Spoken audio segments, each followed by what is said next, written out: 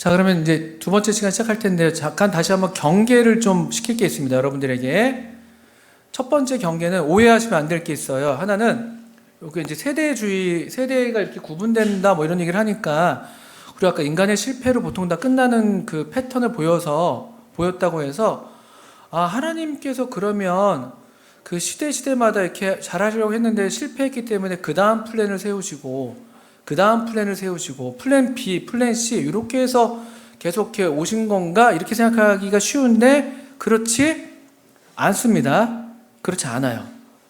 하나님의 커다란 그냥 영원전부터 갖고 계셨던 하나님의 포부가, 하나님의 뜻이 그냥 이렇게 실현되는 단계를 겪었던 거예요. 마치 이것은 좀 비유가 좀 그러긴 한데, 아까 이제 세대라는 것이 집을 관리하는 그런 단어의 뜻을 갖고 있다고 했기 때문에 집에다 비유하면 이런 거예요. 실패의 개념이 아니라 어떻게 보면 성숙과 완성의 개념인 거예요.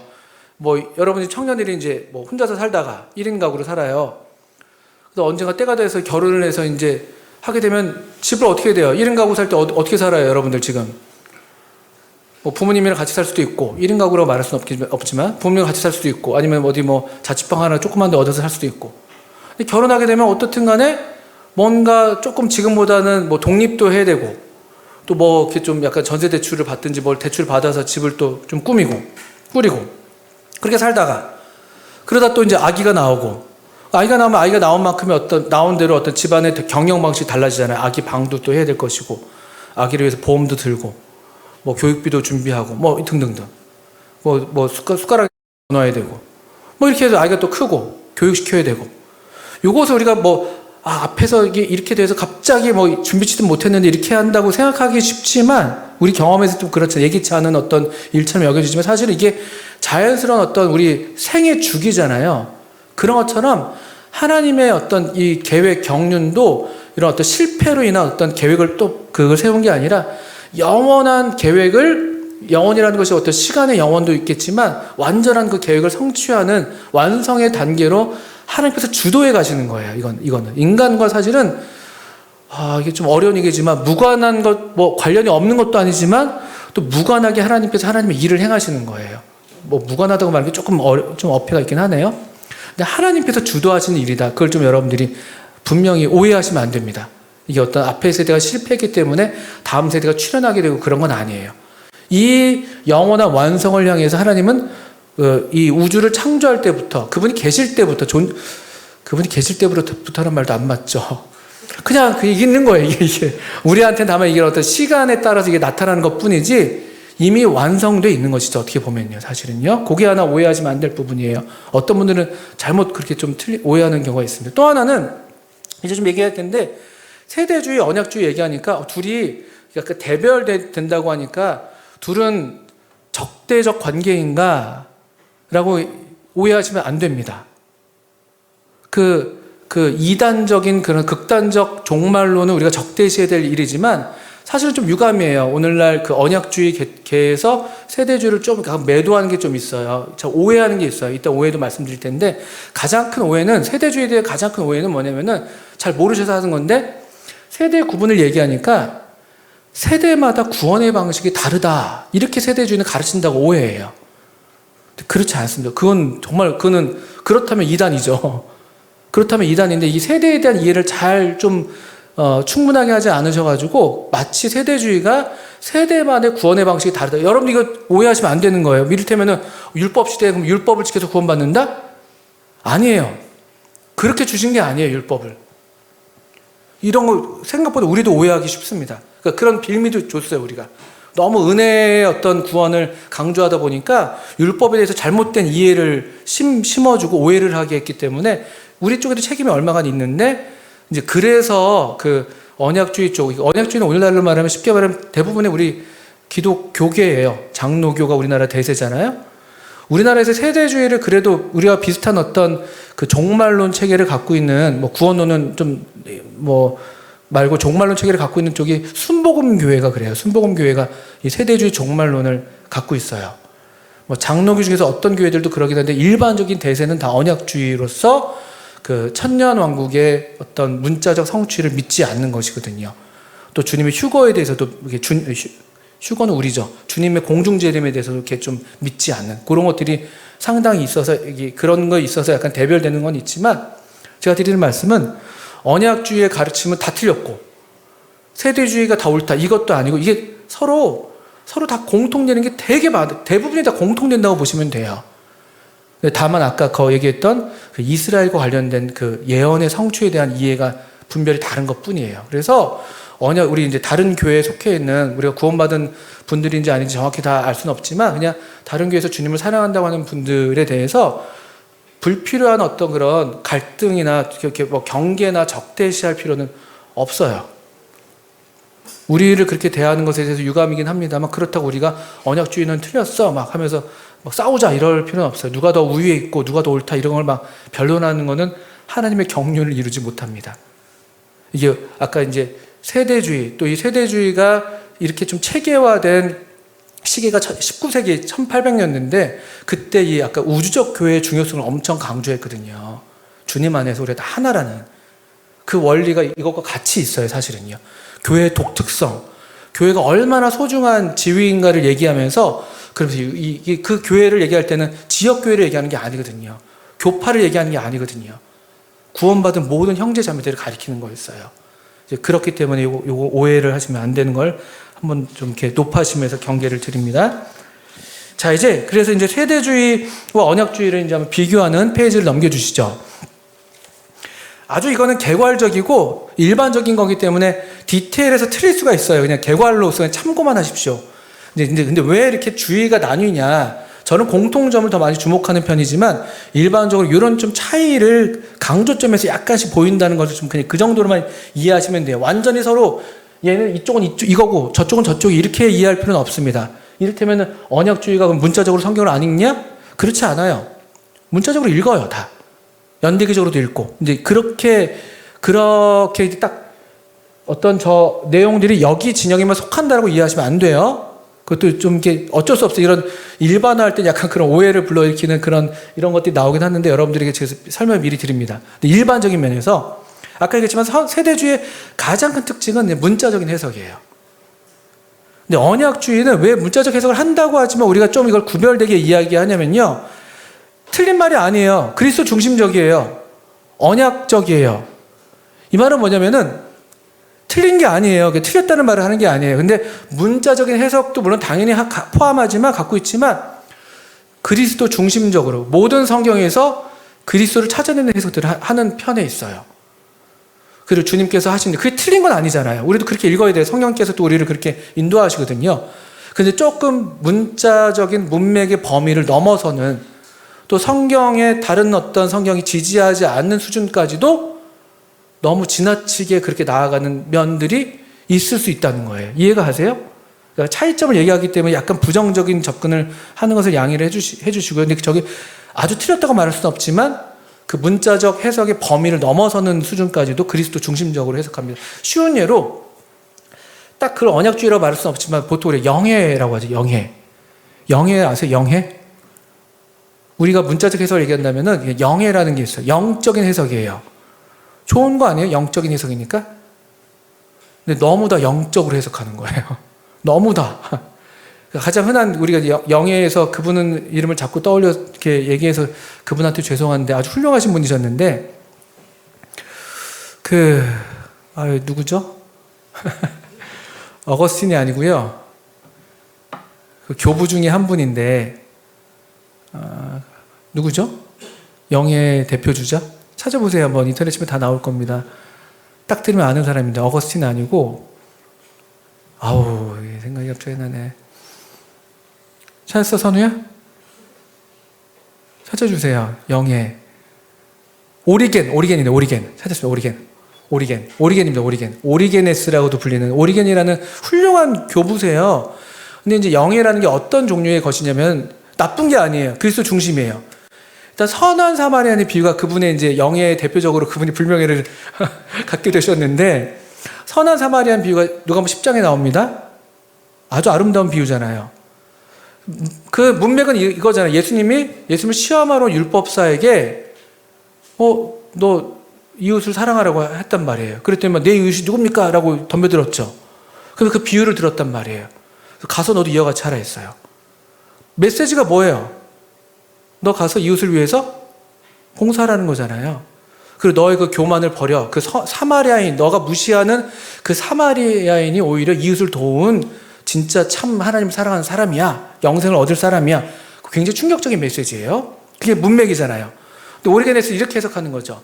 선한 사마리아인 비유에서 선한 사마리아인은 뭐죠? 예수님이다. 그게 아주 틀린 것도 아니에요, 사실은요. 그렇게 교훈받을 수 있죠. 그리고 여기 강도 만난 사람은 뭐 우리 같은 죄인이다. 널브러진. 사단한테 강도를 당한 거죠. 그리고 그 주막 있잖아요. 주막에다 데려다 주잖아요. 주막은 교회다. 말이 안 되는 것도 아니에요. 그러니까 이게 아주 틀렸다고 말하기가 어렵다는 거예요. 근데 우리 이 문자적인 해석이 1순위라는 거예요. 이런 면에서 좀 차이가 있다는 걸 말씀드리는 것 뿐이에요. 그게 틀렸으니까 우리가 나빠 이것도 아니에요. 얼마나 아름다운 적용이고 이해예요. 그런데 그리스도 중심이라 할지라도 우리의 성경 해석의 1차 원리는 문맥 중심이에요. 문맥. 그 문단 단위에서의 의미가 1차적인 의미여야 한다. 요런 차이를 말씀드립니다.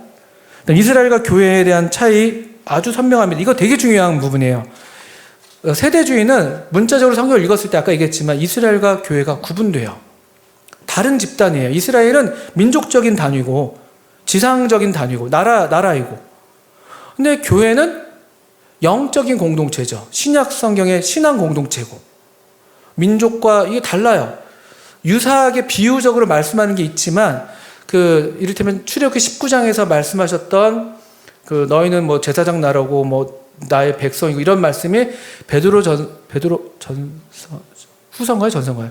전서 2장에서 그게 울려 퍼진단 말이에요.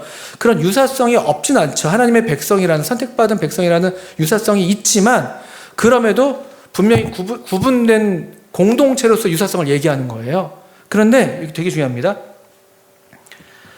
언약주의는 이스라엘과 교회의 연속성을 얘기합니다. 동일한 하나님의 백성을 얘기하는 게 무슨 말이냐면은 아래에 있는 언약과도 관련이 있어요. 언약. 아까 얘기했지만 구약 성경에 주어져 있는 언약들은 언약을 맺은 그 당사자 간의 언약이기 때문에 그대로 유효한 거예요. 비가역적이에요. 이스라엘과 맺은 언약은 그대로 이스라엘에게 적용되는 거예요. 다윗에게 주셨던 다윗 왕국의 사무엘하 7장의 언약은 그대로 다윗 왕가에게 적용되는 거예요. 문자 그대로.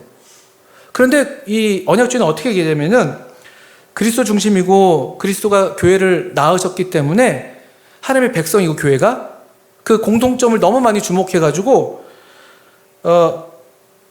이스라엘, 구약의 이스라엘이 신약에 와서는 뭘로 바뀌었다는 거예요?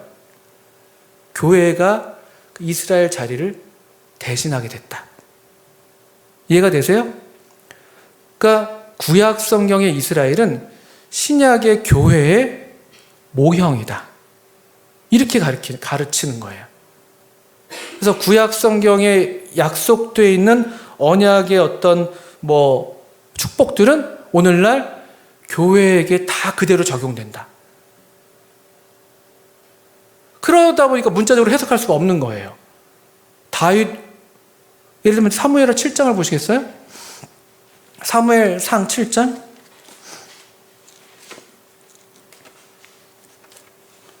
사무엘상 7장을 보시면 다윗과 맺은 언약이 여기 나오거든요. 7장 12절 이후에 보시면 사무엘하 맞네요. 사무엘하 7장. 상이 아니고 하죠. 사무엘하 7장을 보시면 7장 12절 이후를 볼게요. 네 수완이 차서 네 조상들과 함께 누울 때에 내가 네 몸에서 날 네 씨를 너의 뒤에 세워 그의 나라를 견고하게 하리라. 그는 내 이름을 위하여 집을 건축할 것이요 나는 그의 나라 왕위를 영원히 견고하게 하리라. 나는 그에게 아버지가 되고 그는 내게 아들이 되리니 그가 만일 죄를 범하면 내가 사람의 매와 인생의 채찍으로 징계하려니와 내가 네 앞에서 물러나게 한 사울에게서 내 은총을 빼앗은 것처럼 그에게서 빼앗지는 아니하리라. 네 집과 네 나라가 내 앞에서 영원히 보존되고 네 왕위가 영원히 견고하리라 하셨다 하면서 이 다윗의 씨에 대한 얘기를 하고 있잖아요. 이게 이제 성경 해석에서 이제 이중 적용의 원리가 있을 수가 있어요. 그게 적용됩니다. 1차적으로 다윗의 씨가 누구예요? 다윗의 아들 누굽니까? 이 말씀을 누가 성취하게 돼요? 이 말씀을요? 솔로몬이에요, 솔로몬.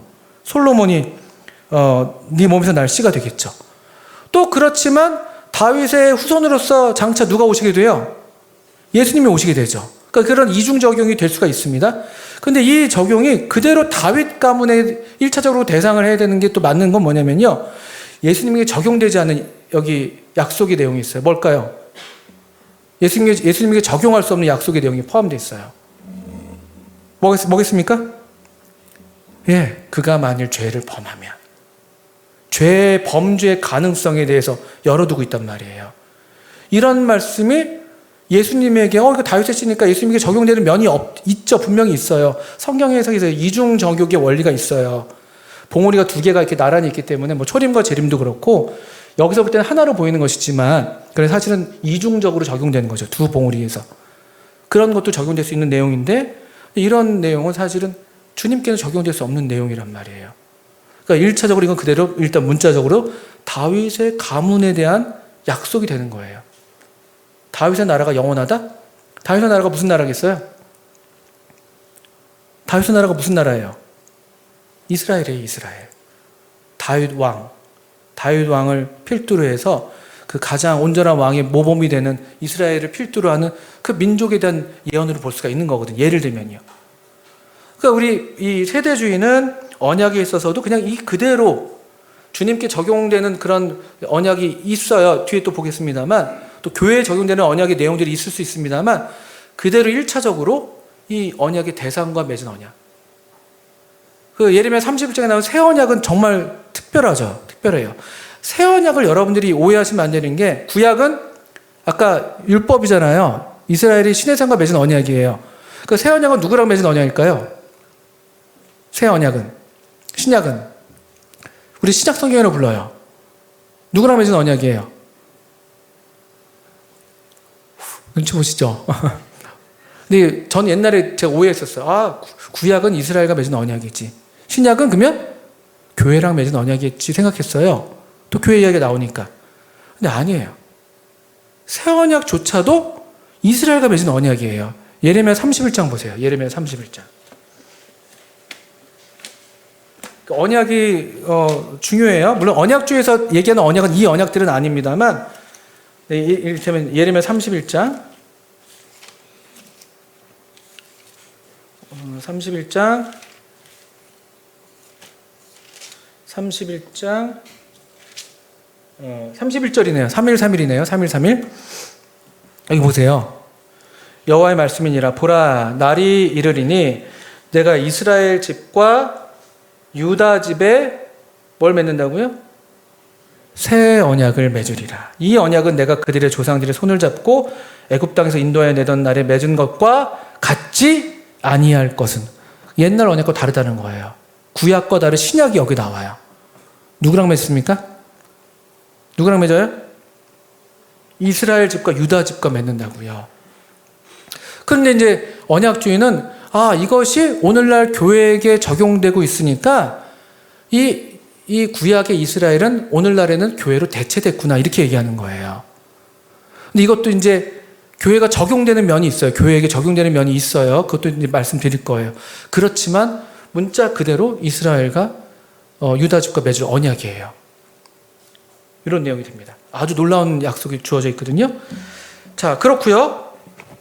그래서 여러분들 이렇게 여기 이스라엘과 교회의 관계에서 연속성을 많이 강조하면서 교회가 이스라엘을 대체했다 해서 언약주의의 이런 신학을 가리켜서 대체 신학이라고도 불러요. 대체 신학. 교회가 이스라엘을 대체했다는 면에서. 근데 그렇지 않아요. 교회는 교회고 이스라엘은 이스라엘이에요. 그게 로마서 9장부터 11장에 나오는 말씀이죠. 이스라엘이 회복되는 말씀을 로마서 9장부터 11장까지 하시거든요. 이따 또 보겠습니다. 또 이런 결과를, 이런 그 과정을 따르다 보면 종말론에 있어서 세대주의는 전천년주의, 일반적으로 전천년주의, 또 뒤에 보면 언약주의는 무천년, 후천년 이렇게 얘기하고 있는데요. 이런 용어들이 좀 처음 들으시는 분 계시죠? 일단 천년왕국을 믿는 거예요. 천년왕국을 믿냐 안 믿냐 일단. 천년왕국을 믿으면 전천년주의나 후천년주의가 되는 거예요. 천년왕국을 믿지 않으면 뭐가 됩니까? 무천년주의가 되는 거예요, 일단. 그렇죠? 천년왕국은 뭐냐면요. 예수님이 오셔서 지상에서 1000년 동안 통치하시는 나라를 얘기하는 거예요. 우리가 우리의 이해네요. 제가 지금 우리의 이해를 얘기했네요. 전천년주의를. 뭐냐면은 전천년주의는 천년왕국 이전에 예수님이 그 이전에 재림하신다. 전천년주의예요. 천년왕국 전에 재림하셔서 예수님이 통치하신다. 1000년 동안. 이게 전천년주의예요. 후천년주의는 뭐냐면요. 이 땅에 먼저 천년왕국이 들어서 천년왕국이 끝날 때 예수님이 그 후에 천년왕국 후에 예수님이 재림하신다는 거예요. 그래서 예수님이 새하늘과 새 땅에서 영원히 다스리신다. 이게 후천년주의입니다. 이게 20세기 초까지 엄청 유행했었어요. 후천년주의. 오늘날은 거의 믿지 않습니다. 후천년주의는 왜냐하면 낙관론이에요. 예수님이 오시지 않아도 이 세계가 왕국이 된다는 거니까요. 그 당시에 왜냐하면 과학기술 발달하고 산업혁명 이후에 엄청 문명이 발달하면서 세계가 급속도로 성장하면서 이렇게 해서 온 세계가 정말 평화롭게 우리가 정말 모든 걸 좋은 걸 누리면서 살겠구나 해서 19세기, 20세기 초까지 엄청 유행했던 게 사실 후천년주의예요. 근데 이게 박살났습니다. 뭐 때문에 그랬을까요? 이 땅에 유토피아는 없다. 박살났어요. 뭐 때문일까요? 세계대전. 세계대전을 겪으면서 우리는 이 과학기술이 우리한테 유토피아를 가져다 줄 거라고 믿고 열심히 우리가 하자 했는데 이게 오히려 도리어 우리한테 완전 지옥을 만드는 그런 결과를 보면서 오늘날의 후천년주의는 거의 믿지 않습니다. 누구도 사실은 미래를 낙관하지 않아요, 사실은. 맞지 않습니까? 세계의 석학들이요, 똑똑한 사람들이요, 미래를 낙관하는 사람들이 별로 없어요. 대부분 다 우리의 미래는 유토피아가 아닌 디스토피아가 될 거라고 보통 다 얘기하죠.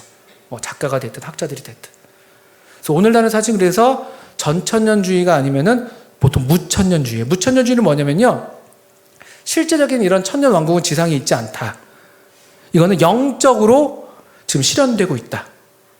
예수님이 하늘에 올라가셨고 우리 마음에 성령님이 오셔서 우리를 통해서 우리를 다스리시고 또 성도들을 통해서 이렇게 다스리시는 이런 어떤 상태, 보이지 않는 어떤 하나님의 통치, 이게 없진 않죠. 이게 분명히 있습니다.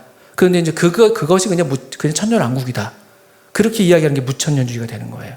오늘날 그래서 언약주의는 주로 무천년주의가 많습니다. 언약주의 안에서도 이제 전천년주의도 있고 더 덜어 있긴 합니다만 대부분이 무천년주의예요. 우리는 환란 전에 휴거할 것을 믿습니다. 환란 전에. 우리의 이제 세대주의는 그렇게 읽히게 되는 거예요. 우리를 장래 노하심에서 건지실 자다.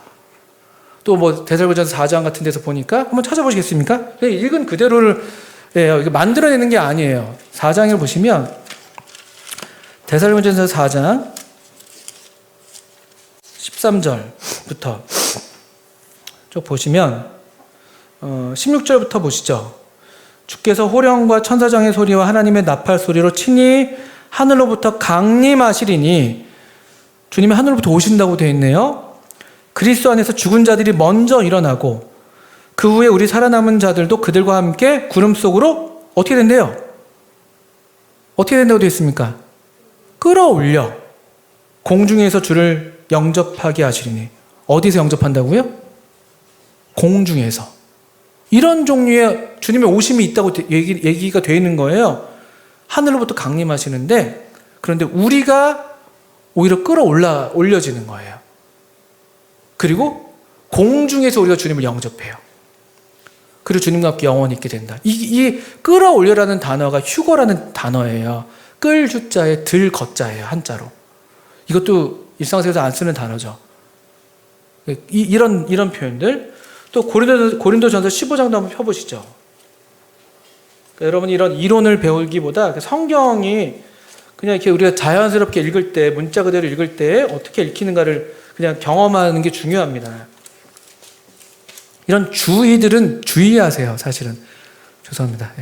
정말 저는 그런 마음이 있어요. 이런 주의에 우리 자신을 가두는, 이게 우리 자신을 어떤 주의에 두는 것은 그렇게 좋은 태도는 아닌 것 같아요. 딱 그렇게 태도를 우리 스스로 듣는 거기 때문에. 그래서 15장, 성경이 만약 내가 읽었던 게 이렇게 읽었었는데 자세히 보니까 성경이 그렇게 말씀하지 않는다라고 하면 우리 거기 굴복해야 되는 거예요. 내 주위에 굴복하는 게 아니라. 15장 또 볼까요? 52절 1절 보라 내가 너에게 비밀을 말하노니 비밀이라고 돼 있어요. 우리가 다 잠잘 것이 아니요 마지막 나팔에 순식간에 호련히 다 변화되리니 나팔 소리가 나매 죽은 자들이 썩지 아니할 것으로 다시 살아나고 우리도 변화되리라. 그래서 우리의 변화, 죽은 자들과 다르게 죽은 자들은 썩지 않을 것으로 변하는 거고, 죽은 자들이 있다면 우리가 변화되는 어떤 종류의 이 비밀이 있다는 거예요. 우리가 변화되는, 살아있는 우리가 변화되는 이런 종류의 변화를 지금 말씀하고 있는 것이죠.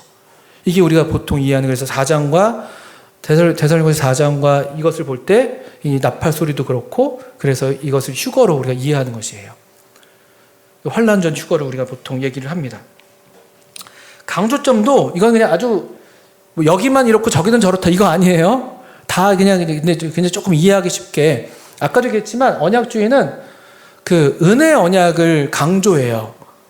그 은혜 언약은 뭐냐면 그 창세기 3장 15절에 바로 그 언약이에요. 그 아담이 실패했잖아요. 아담에게 주어진 건 행위 언약이었다는 거예요. 너가 이것을 먹는 날에는 죽으리라 했단 말이에요. 먹지 않으면 영원히 사는 거잖아요.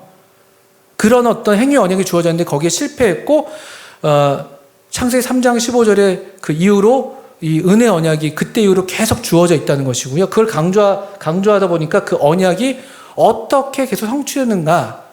그래서 구속사라는 단어를 많이 써요. 언약주의는. 우리도 많이 쓰잖아요. 근데 그게 틀린 말이 아니에요. 하나님의 구원을 위해서 그렇게 그 언약을, 우리를 여자의 후손이 와서 뱀의 후손을 밟는 그 언약을 성취하는 일을 위해서 꼭 역사를 경영해 오셨으니까 틀린 건 아니죠. 그런데 세대주의는 그것을 부인하는 게 아니고 그걸 포함하지만 궁극적으로는 하나님의 영광에 우리의 목표가 있다고 얘기하는 거예요. 이것도 여러분 좀 한번 고려해 볼 필요가 있어요. 우리가 이제 우리가 구원받은 것에 너무 이게 큰 일이기 때문에 하나님이 하신 일을 보통 우리 자신, 나에게 일어난 일과 연관해서 많이 이해해요. 그게 틀린 게 아니죠. 그게 틀린 게 아니에요. 근데 이제 조금 더 우리가 성숙해지면서 사실은 그래서 그 하나님, 나를 구원하신 그 하나님은 어떤 분인가 하면서 우리가 그 하나님 자신으로 이렇게 위대한 일을 이루신 하나님의 영원한 계획을 이루신, 말씀하신 그대로 성취하시는 그 하나님, 그것을 위해서 자신을 희생하시기까지 이 약속을 성취하시고, 그래서 우리가 그 때가 찬 경륜이라는 그리스도 안에서 하늘에 있는 것이나 땅에 있는 것이 다 통일되게 하려 하시는 그 경륜을 이루시는 그 하나님을 우리가 보게 되는 거예요. 그런 면에서 그런 데까지 시야를 뻗치게 되니까 약간 하나님의 영광에 조금 더 강조점이 있다 이렇게 얘기를 하는 것 뿐이지, 이쪽 계속 말씀드립니다. 오해하시면 안 되니까. 싸우자는 거 아니고 이게 각자의 유일한 자기들만 소유하고 있는 게 아니에요. 공통점이 많아요. 차이점은 이거예요. 이스라엘과 교회와 언약이에요. 그 다음에 이제 마지막으로 믿음의 내용. 이게 아까 중요한데요. 아까 그 시대마다 구원의 방법이 다르다 이렇게 오해한단 말이에요. 세대주의를요. 율법 시대 때는 그럼 율법을 지켜서 구원받고, 실패해가지고 이게 아니란 말이에요. 이게 되게 중요한데요.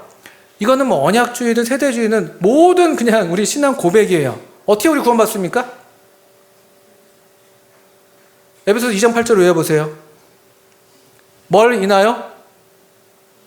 은혜를 인하여. 무엇으로 말미암아?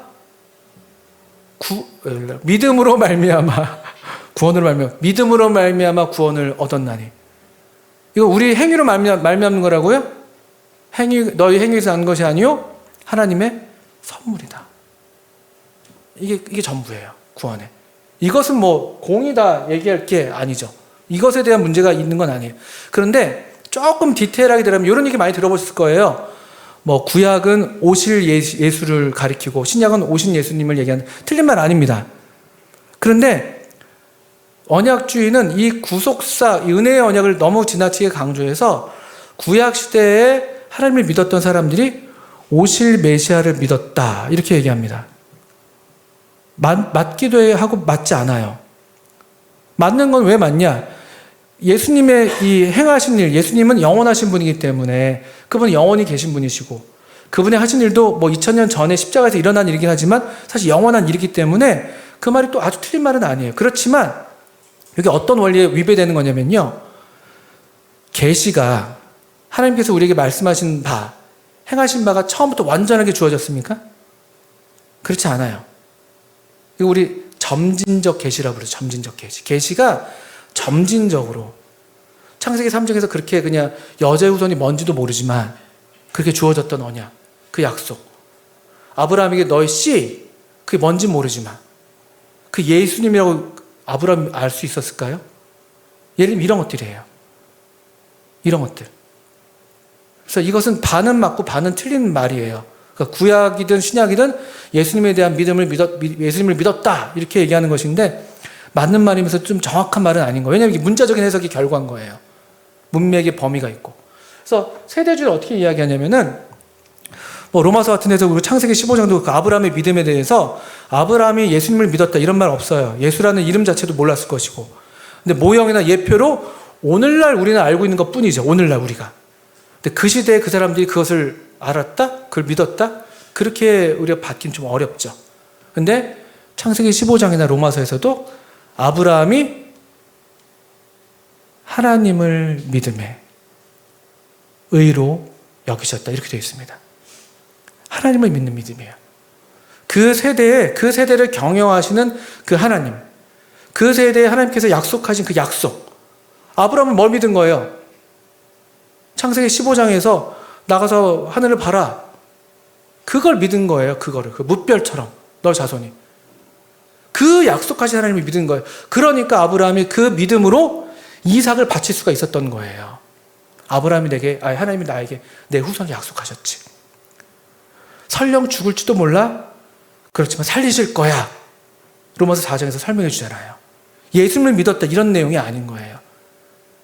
그러니까 각 세대의 믿음의 내용이라고 말할 수 있을까요? 그게 이런 어떤 세대주의는 조금 더 그걸 더 정밀하게 얘기하는 것 뿐이죠. 근데 이건 사실 이론적인 얘기예요. 어떻게 보면요. 오늘날 우리가 믿는 믿음의 내용은 너무나 확실하게 계시되어 있으니까. 우리는 지금 계시의 최절정에 있어요. 옛적의 선지자들과 여러 모양으로 말씀하셨던 그 하나님이 이 마지막 때에는 아들로서 우리에게 말씀하셨죠. 전에 우리 하나님을 알지 못하던 세대에서는 하나님께서 그것을 간구하셨다고 사도행전 17장에서 얘기하잖아요. 알지 못하던 세대에는. 지금은 뭐라고 명령하신다고요? 믿고 회개하라고. 근데 이런 미세한 차이를 좀 얘기하는 것 뿐이에요. 이게 다, 여러분 계속 강조하지만 문자적 해석의 결과라는 거예요. 문자적 해석의 결과. 문맥. 별로 세대주의, 언약주의가 엄청 어렵고 그런 게 아니에요. 근데 언약주의는 문자적 해석을 잘 하다가 이 교회와 이스라엘 관계, 또 이스라엘에게 주신 언약이 어떻게 성취됐는가에 있어서 교회가 이스라엘을 대체했다 이렇게 얘기하는 게 언약주의의 그냥 그 믿음이다 이렇게 보시면 됩니다. 가장 큰 차이가 바로 거기에 있어요. 마지막으로 마지막 쪽으로 가겠습니다. 제가 하나 이런 좀 용어를 좀 써놨습니다. 점진적 세대주의라는 용어를 썼어요. 요건 이제 세대주의라고 이렇게 불리는 이제 학계 부분인데, 그 세대주의가 고전 세대주의라고 불렸던 초기의 형태가 있었어요. 그게 아까 얘기했던 19세기예요. 19세기. 19세기 여러분들 우리 이제 소위 신약교회 그 원리를 따라서 모이는 보통 형제 교회라고 불리는, 우리도 거기 뿌리를 두고 있잖아요. 브래들리 무브먼트라고 불리는, 거기에서 이 세대주의가 어떤 그 체계화됐다. 또 거기서 이제 확립돼서 보편화됐다 이렇게 알려져 있어요. 왜냐하면 그 시기에 이런 브래들리 무브먼트라는 게 생길 수 있었던 배경이 있어요. 종교개혁이 있은 지 벌써 300년 지난 때예요. 1500년대 이후로 지금 1800년대니까 거의 모든 진리가 다 이제 드러났어요. 그 중세 암흑시대에 감춰져 있었던 진리들이 다 이제 그 때를 따라 드러났죠. 은혜로 말미암는 구원, 성경의 권위, 오직 믿음으로, 이런 것들. 대부분의 어떤 그 진리들이 다 드러났는데, 그때 아직까지 드러나지 않았던 진리가 두 가지가 있었던 거예요. 뭐냐면은, 하나가 이 종말론이에요, 종말론. 이 세계의 종말이 어떻게 될 것인가. 그게 아직 충분하게 드러나지 않았고, 또 하나는 교회론이었어요, 교회. 여전히 종교개혁을 했지만, 교회들이 이전의 교회 형태를 그대로 답습하고 있었어요. 그게 브래들리 무브먼트가 영국에서 일어났던 배경이에요. 영국은 교회가 무슨 교회예요? 지금 영국에 교회가 있어요. 국교예요, 국교. 영국 국교 뭐라 불러요? 성공회예요, 성공회. 종교개혁을 했는데 영국도 종교개혁의 어떤 직계의 후손이라고 볼 수 있잖아요. 스코틀랜드에서도 그렇고, 존 후스라든가. 그런데 성공회를 만들면서 그냥 그대로 그 내용에 오직 믿음, 오직 은혜 이런 것들은 얘기하고 있지만 교회는 거의 카톨릭과 똑같은 형태였단 말이에요. 지금도 비슷해요. 그런 시대였는데 하나님께서 그 시대에 빛을 비추셨어요. 종말론, 그 교회, 이 어떤 성직 제도를 타파하는 거, 교단과 교파에 매몰되어 있는 그 현상을 깨트리는 것, 교회의 어떤 독특성, 우월성, 하나님께 교회가 얼마나 소중한 존재인지가 드러나게 되면서 그러면서 이런 운동이 생길 수밖에 없었던 거예요. 교파보다 더 중요한 게 예수님이니까. 예수님의 신부로서의 교회가 더 중요하니까. 그래서 우리가 그리스도 안에서 거듭난 사람이라면 함께 우리가 떡을 뗄 수 있어. 그래서 낮에 그 성공회에서 성찬 예식을 하는 것의 무의미성을 알고 저녁에 따로 모였던 거예요. 처음에 몇 명이 뜻있는 사람들이. 그분들이 운동을 하려고 한 게 아니에요. 그냥 그 양심이 그랬기 때문에. 안토니 노리스 그로브스가 아주 그 역할을 했던 분이죠. 잘 알려져 있지 않지만 오히려. 어쨌든 그렇습니다. 근데 그 시대에 이 그 고전 세대주의라고 하는 게 뭐냐면은 우리 이름을 들어보셨을 겁니다. 다비 형제님 있죠. J.N. 다비, 존 넬슨 다비 형제님이 아주 그 은사가 탁월한 성경 교사였죠. 이분을 통해서 이런 경륜, 세대, 교회 다 연결되어 있는 거예요. 이 경륜을 따지다 보니까 교회와 이스라엘이 다르다는 걸 알게 되고 성경을 연구하면 교회가 얼마나 독특한 존재인지가 부각되고 교회의 영광이 드러나게 되고 우주적 교회죠. 우주적 교회. 그리고 더불어서 이렇다 보니까 이스라엘은 이런 미래가 되는 거구나라고 하면서 이스라엘에 대한 이 예언, 약속이 문자적으로 성취될 것에 대해서 이 다비 형제님을 위시로 해서 그때 이게 드러나게 되면서 체계화가 됐던 거예요. 그걸 미국에서 여러분 들어보셔야 이름을 알아두시면 좋습니다. 우리 뿌리에 대한 거니까 그 다비 형제님의 가르침, 소위 이런 모임의 가르침들이 미국이 이제 그 대륙이잖아요. 미국으로 유통됐어요. 그리고 그걸 널리 유포시켰던 분이 누구였냐면은 스코필드라는 분이에요. C.I. 스코필드라는 분이에요. 여러분 말씀의 올바른 분별이라는 그 엠마오 교재가 있습니다. 아까도 우리 7세대를 얘기했던 분이 바로 그분인데 그분이 자기가 이제 성경을 편찬하면서 스코필드 성경이라는 걸 편찬하면서 이 세대주의의 어떤 이런 체계의 해석을 그것에 이제 많이 담아낸 거예요. 근데 그게 널리 유통되면서 20세기 초에 미국은 세대주의예요. 세대주의 그냥. 그리고 20세기 초에 우리나라에 넘어오셨던 초기의 선교사들도 세대주의 배경의 선교사들이 많았던 거예요. 근데 1920년대 이후로 또 다른 종류의 선교사들이 오면서 또 미국도 이제 막 그 자유주의나 또 고등비평 이런 것들이 막 유행하면서 다른 이제 이런 언약주의 계통의 이런 또 그 오면서 이 대세가 돼버린 건데 어떻든 우리도 20세기 초까지는 다 세대주의가 주류였어요. 그게 이제 고전적 세대주의예요. 고전적 세대주의는 가장 큰 특징이 뭐냐면은 이스라엘과 교회에 대해서 아주 예리하게 구분했어요. 틀린 거 아니죠. 근데 너무 구분했어. 너무. 언약에 있어서도 다 그냥 그거는 교회랑 상관없어. 그렇게 그냥 얘기를 했습니다. 그거는 교회와 상관없는 언약들이야 다. 그게 이제 고전적 세대주의예요. 너무 이제 구분이 엄격했던 것이죠. 근데 1950년대에 넘어서면서 개정 세대주의가 나와요. 개정. 이걸 이제 좀 리바이스드 한 거죠. 그게 누구였냐면은 그 달라스 신학교라고 우리 노명진 형제님이 배우는 학교가 바로 그 학교인데 찰스 라일리, 존 월버드 이런 분들이 이제 이 세대주의를 좀 개정했어요. 어떤 거였냐면요. 뭐겠습니까? 아까 언약, 중요한 대별점이 아까 언약이랑 그다음 이스라엘과 교회의 구분이잖아요. 언약에 있어서 조금 다른 이해를 갖기 시작했습니다. 뭐냐면은, 보니까, 여러분 아까 예레미야 31장 읽었잖아요. 그 새 언약, 교회랑 상관없습니까? 1차적으로는 이스라엘과 맺은 언약인데요. 놀랍게도 사도행전 2장에서 또 히브리서에서 9장, 10장에서 새 언약이 얘기돼요. 그런 걸 성경이 말하고 있는 바니까. 그래서 이거 보니까 이스라엘과 교회가 분명히 구분되는 건 맞지만 새 언약의 축복, 언약의 이런 다른 종류의 언약의 축복들이 물론 1차적으로는 아까 얘기했죠. 우리 2차 적용, 이중 적용이라는 원리가 있는데 이스라엘과 이스라엘에 대한 언약이 맞지만 그런데 이게 교회 안에서도 교회에게도 지금 부분적으로 성취되고 있구나. 이렇게 이해했던 게 개정세대주의예요. 이해가 되십니까? 그 다음에 얘기하는 게 점지적 세대주의인데 이게 이제 80년대 이후인데 여기 역시 달락스 신학교가 그 주축이에요. 그러니까 여러분 미국 같은 데서는 세대주의는 전혀 한 번도 이단 시비를 받아본 적이 없는 그런 그냥 건전한 복음주의의 그냥 분별 중에 하나인데 오히려 다수라면 다수일 수 있는데 우리나라 조금 이게 이상한 형태가 있긴 있어요. 근데 이게 뭐 데럴 박이라든지 이런 분들인데 그분들이 이제 보완적인 해석을 이제 점지적 세대주의 특징인데 이 연결성을 이렇게 어떤 세대 간의 단절이 너무 많이 강조됐었다면 이전에는 근데 사실 단절이 아니거든요. 제가 지금 얘기한 것도 사실 이쪽에 많이 가까운 거예요. 제가 점지적 세대주의를 배워서 그러는 게 아니에요. 성경이 그렇게 제가 이해하는 바로 그러니까. 세대들이 그냥 연결되는 거예요. 하나님의 영원한 경륜을 이루기 위해서 계속 연속성을 갖고 있는데 과거에는 너무 고전 세대주의는 너무 예리하게 나눈 거예요. 그리고 인간의 실패로 다 단정 지어버리고. 그러니까 존 넬슨 다비는 교회 시대도 어떻게 될 거다? 실패할 거다 얘기해요. 반은 맞고 반은 틀린 것 같아요. 그래서 교회가 배도할 거니까 정말 막판에 배도할 거니까 실패할 거로 저는 봅니다. 그러나 이 하나님의 심중에는 이 영원한 교회는 실패할 수가 없잖아요. 그리스도의 신부인데.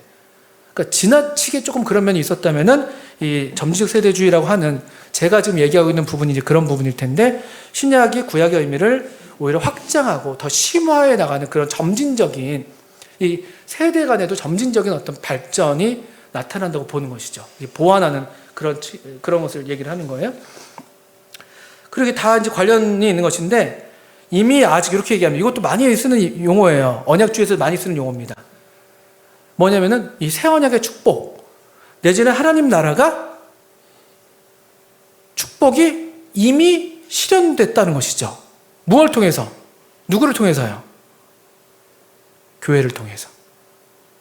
하나님의 나라 내지는 그 다윗 언약에게 그 약속했던 그 다윗의 통치 같은 그런 하나님의 나라는 통치거든요. 통치. 다윗의 시인 예수님의 통치를 받아들이는 이 거듭난 신자들을 통해서 하나님 나라. 또 새 언약의 축복. 아까 분명히 이스라엘과 그 유다에게 약속했던 예레미야 31장에 그 새 언약의 축복의 내용이 뭡니까? 이제 언약 이것을 돌에 새기지 않고 너희 마음에 새기고 하나님을 알라고 이제 할 필요가 없고 우리가 다 하나님을 알게 되고 이런 언약의 내용들이 장래에 완전히 이스라엘을 통해서 실현되겠지만 오늘날 교회를 통해서도 이미 실현됐다. 그래서 이미 시작됐다. 그러나 아직 완성되지는 않았다. 이건 아주 중요한 공통점이에요. 우리 복음주의라고 하는 건전한 기독교 거듭난 신자들의 이 이해가 이런 면에서 지금 크게 공통점을 많이 갖고 있는 것이에요. 되게 중요합니다. 왜냐하면 지나친 세대주의는 오히려 장래의 소망이 너무 부각되면서 현실을 무시하는 경향이 생겨요. 근데 그렇지 않거든요. 이런 어떤 이해를 갖게 되면요, 우리에게 주어진 우리에게 주어진 이 이생, 이 삶이 얼마나 하나님 나라를 경험해야 될 삶이고, 하나님 나라, 하나님 통치가 실제로 있다는 걸 나타내야 될 삶이고, 또 우리가 알고 있는 하나님, 우리 마음에 이제 하나님을 알게 된 그 신비가 우리 마음에 심겨졌는데, 그걸 통해서 이전에 이스라엘 백성이 그 제사장 나라로서 역할을 해야 됐던 것처럼 우리가 이제 또 사람들에게 예수님을 알게 하는 그런 책임의 시기이기도 하고. 그래서 이미와 아직이라는 이 용어는 대단히 중요한 많이 통용되고 있는 그런 용어가 되는 것이죠. 이게 점지적 세대주의, 오늘날의 세대주의도 이와 같은 이해를 같이 갖고 있어요. 저도 그렇습니다. 그리고 이스라엘과 교회도 그래요. 옛날에 그 개정 세대주의까지도 또 고전 세대 더 심했고요. 너무 구분을 강조하다 보니까 실제로 가장 어려운 부분이 이겁니다. 모르는 부분이에요. 뭐냐면은 새하늘과 새 땅에서예요. 우리의 이해로는 천년왕국 때 이스라엘이 회복될 거예요. 예수님이 직접 통치하실 것이고 요한계시록 20장에 나오니까. 근데 천년왕국 끝에 최후의 반역이 있을 거예요. 요한계시록 20장에서 얘기하고 있으니까. 그렇게 되면서 결국 백보자 심판을 통해서 최후의 심판이 이루어집니다. 요한계시록 21장에 가면 새하늘과 새 땅이 나와요. 새하늘과 새 땅이라는 정말 우리가 뭐 보통 영원 세계를 얘기하는 거잖아요. 그때 이스라엘과 교회가 어떤 관계일 거냐. 이 부분에 대한 거예요. 그러니까 전에는 이스라엘 교회는 완전히 구분된 종류의 백성이니까 영원 세계에서 구분될 거라는 게 보통의 이야기였어요. 근데 어떻게 구분될지 모르겠어요. 근데 새 예루살렘을 묘사할 때 기초석은 보석들로 12보석으로 되어 있는데 기초석에 이름들이 있어요. 누구의 이름이 써있죠? 기초석에는? 12사도들의 이름. 여러분 했잖아요. 그죠? 12사도들의 이름이 있어요. 골든벨 1등이죠? 역시. 근데 12문이 있죠? 12성곽인가요? 문인가요? 문이죠, 문. 문에는 누구의 이름이 있습니까? 12지파 이름들이 있어요. 그런 묘사들을 볼 때, 이게 영원 세계에서 새하늘과 새 땅에서도 이스라엘과 교회가 구분될 것이냐? 그전에 어쨌든 그게 너무 강조를 되다 보니까 이제 구분됐나요? 어떻게 구분된지 모르겠지만, 여러 추측들이 있었고, 여러 또 설들을 이제 학설들을 냈었는데, 점진적 세대주의에서는 아마도 하나님이 아까 우리가 뭔지는 잘 모르지만 어떻게 될지 정확히는 알 수 없어요. 그러니까 겸손하게 얘기하는 거죠. 알 수 없어요, 사실은. 그런데 그때는 한 백성으로 뭔가 통일된 모양이 되지 않겠냐. 한 왕과 한 백성으로. 천년왕국까지는 구분이 있단 말이에요. 이스라엘이 있고, 천년왕국 시대 이방, 열방이 있고, 교회가 있고, 구분이 있어요. 엄격하게. 그렇게 보여요. 근데 새하늘과 새 땅에서는 아마 구분이 없는 모양이지 않냐, 이런 묘사들을 볼 때 어떤 식으로든 구분이 있기도 하겠죠. 아까 12제자 이름도 있고 12사도 이름도 12지파 이름도 있고 12제자 이름도 있고 하니까 그런 구분이 인식적으로 있을 수 있다 할지라도 백성으로서 어떤 차등이 있을까? 이런 정도의 얘기가 이제 점진적 세대주의의 얘기가 있습니다. 흥미롭지. 그건 약간 이제 학자들이 이제 연구하는 부분들이에요. 어려워요, 사실은. 성경에서 말하고 있는 이상으로 우리가 다 알 수는 없으니까. 이렇게 점진적 세대주의까지 말씀을 드렸습니다. 이제 마지막으로 세대주의의 가치와 영향에 대해서 말씀드리고 마치겠습니다. 이런 어떤 세대주의는 아까도 계속 말씀드렸지만 세대주의를 잊어버려도 이건 잊지 마세요. 뭐예요? 어떤 해석의 결과라고요? 세대주의 잊어버려도 된다는데 뭘 기억해야 돼요? 성경 읽을 때 어떻게 해석해라? 문자적으로 해석하래요. 문자적으로. 문맥적으로, 문법적으로. 이런 것들이 그냥 이해하시면 그게 제일 중요합니다. 그래서 그런 문자적인 성취를 강조하는 것이기 때문에 그걸 따라서 시대가 이렇게 다르구나, 경륜이 다르구나, 이스라엘과 교회가 이렇게 좀 다르구나, 또 종말이 이렇게 되는 거구나, 천년왕국이 있구나. 그래서 그것을 우리가 이제 이해하고 있다면 그런 세대주의가 어떤 가치가 있고 어떤 영향이 있냐라고 할 때 가치 부분에 좀 더 볼 수 있겠죠. 성경 읽기가 크게 장려됩니다. 어떻게 읽는 거냐면 연대기적으로 그냥 차례대로 읽는 거예요. 경륜이 그런 시간의 어떤 흐름을 갖고 있기 때문에 성경을 쭉 통독하는 거죠. 오늘날 말하면요. 아주 연대기적까지 구분하기 어렵다면은 쭉 통독하는데 엄청 강조점이 있어요. 언약주의라고 뭐 성경 안 읽는 건 아니지만 이게 더 사실은 그래서 이 소위 우리 같은 교회들은 뭐가 많이 강조가 되는 거예요. 그래서요. 죄송하게도 성경 읽기를 그렇게 강조하는 거예요. 그래서 신앙이 좋다는 거는 뭐 열심히 믿고 이런 걸로 나타날 수 있지만 하나님 말씀 앞에서 시간을 보내는 거예요. 이게 엄청 중요한 거예요. 이게 가치이기도 하고 이게 우리가 준 도전이기도 해요. 체계적으로 읽게 하죠. 성경을 연대기적으로 또 체계적으로 또 논리적으로 읽게 하는 거. 또 그렇게 읽을 때 아까도 얘기했지만 성경 해석에서 일관성과 보편성을 확보할 수가 있어요. 획득할 수가 있어요.